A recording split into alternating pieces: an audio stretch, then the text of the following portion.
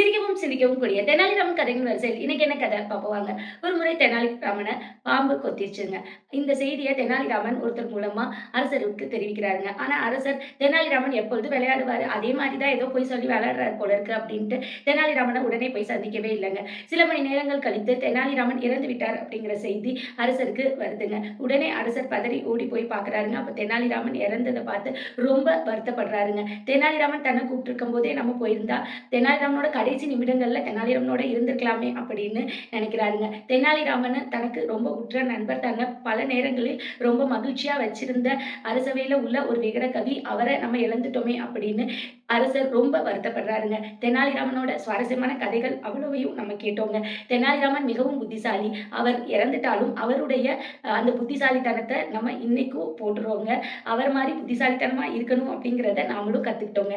இந்த மாதிரி நீதி கதைகள் தொடர்ந்து கேட்க தேவ்ஸ் மணி அப்படிங்கிற யூடியூப் சேனலை சப்ஸ்கிரைப் பண்ணிக்கோங்க.